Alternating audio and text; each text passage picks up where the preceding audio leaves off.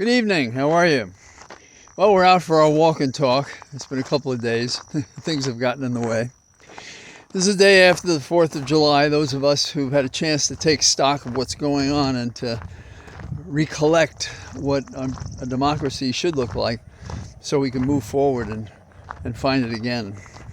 Renew, restore our liberty and freedom. So Thomas Jefferson says that the temperature currently is 84 degrees. Doesn't feel that way. Feels more comfortable than that. The humidity is 52% and the winds are at 5.4 miles. And I actually do feel a breeze where I'm walking now. The day has been marvelous for me. I hope for you. We got to a nearby pool today, and I got to do laps outdoors. They reserve lanes for swimmers, and so I had a sunshiny swim, and I feel comfortable the rest of the day. So I've been asked yesterday and before about who are our heroes, where are they?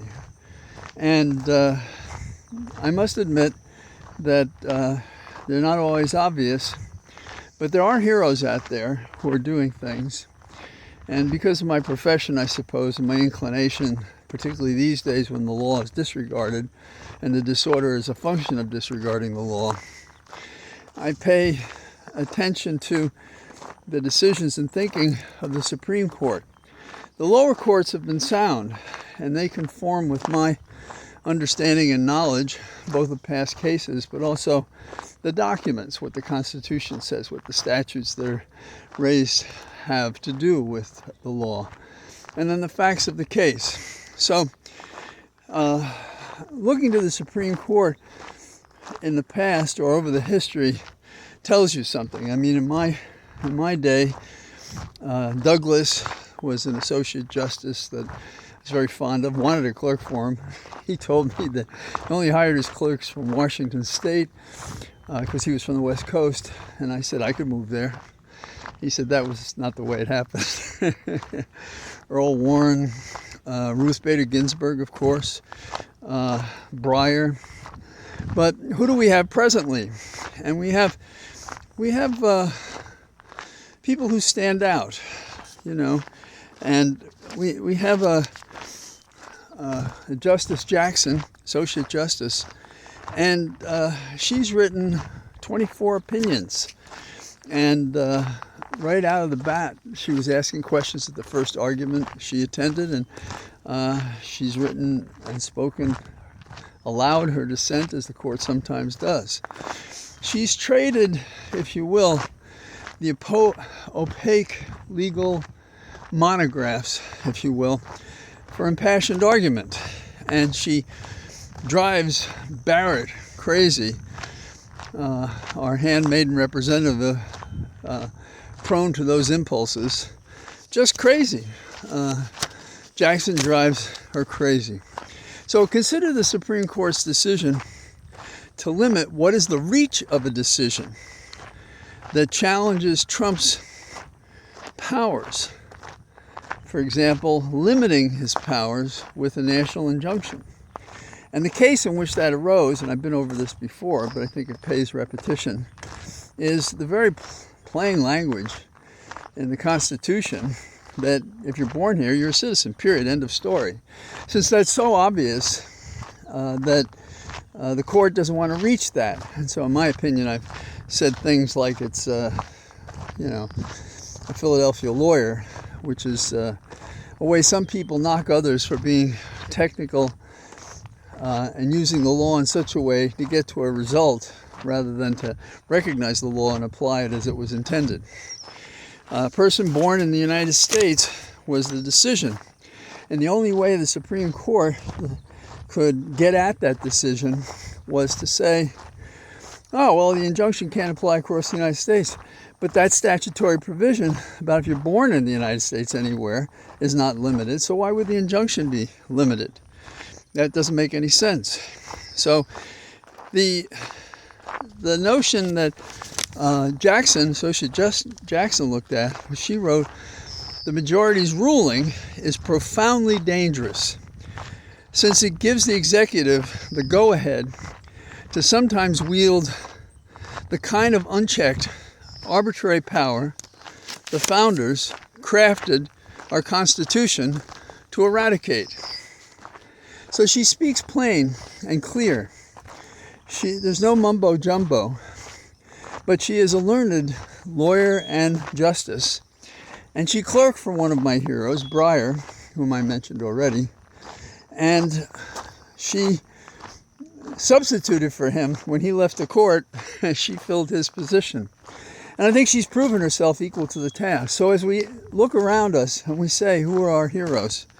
She's our hero. She's a living hero. She's in the arena. She's fighting for what matters. And she has an understanding that I think conforms to what the founders meant and what the law says, what the Constitution means, and what we need. Now, let's shift gears for a moment and talk about what's going on in Florida. Always a crazy place, particularly since the Republicans have been in charge down there, and it's a hard state to shake. But Trump is sending 200 Marines to Florida to support ICE. Now, what is the prohibition about that? Sending armed forces to do police actions is forbidden by posse comitatus. And it's a fear that we'll duplicate what the original king we revolted against did, and so we don't want that. And consider the fact that how we're doing this is sort of a constitutional violation on constitutional violation. Among the alleged migrants that they're going to seize, some are citizens. Some have rights to be here. And the government doesn't care. It doesn't look to that. Doesn't tell you as a migrant, we're stopping you because of A, B, or C. They're just seizing people, and it sounds like it's 87.3% profiling. I made up the percentage. So we have to keep that in mind. And then, if you want a trifecta, we had Trump down there basically singing the praises of Alligator Alcatraz. What's going to happen to people if they try to escape? What if you were innocent, absolutely innocent? And we know that's happened. Then what can you do? What you should be able to do to free yourself when the law is no longer just? And then let's turn the page and go over to Texas for a few moments. Shades of global warming, flash flood, lost children in Texas. What about FEMA? What about the help that the states don't need anymore, that they can handle it themselves? That's not my position, by the way. I believe that we have a responsibility to promote the general welfare and to protect our people with ways of measuring the things that can affect us and ways of having human power in the place where disasters are occurring to ease the difficulty, particularly of life-threatening storm systems that have increased because of global warming. And that's another aspect that is denied by the Republicans. Oh, it's a hoax. Yeah, it's a hoax. Tell that to the people in Texas. Oh, I don't know. And I hear this story is, how could this happen? Well, the water was going so fast down the rivers that our little measuring devices couldn't get it. You idiot, it came from the sky. It landed like a solid mass of water without an ability, if you were in it, to take a breath unless you could breathe in water. And, and as for FEMA, well, I don't know if FEMA's there on the ground, but our Secretary of Homeland Security, Christy Dog Killer Noem, is in Texas or on her way.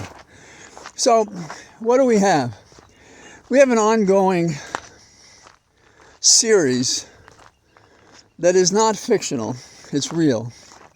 But like a series, we have the suspense day to day of, will this be the time we break the clutch of Trump on the freedom of America and pry his fingers loose so that we can assert the freedom that is our proper legacy and that is our proper gift from our forebears, compromised and beaten by Trump, who it seems to me is really there to raid the cookie jar, moves the money to the wealthy so they can move it to him, makes deals in every direction that he can, all to his profit, keeps taking, stealing, like the victims of old, tying the beautiful damsel to a railroad track where she'll be run over, although we never see that happen.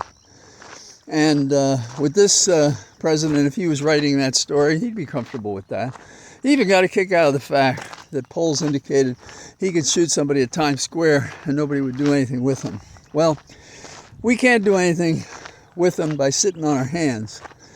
And we have to get out there with a new wave of force and argument and heroes like Associate Justice Jackson, because that's what it's going to take to restore the freedom that's endangered, if not already lost. So, I'm out today, and maybe with any luck, if it's a nice day, I might go to that pool again. All the best. Bye-bye.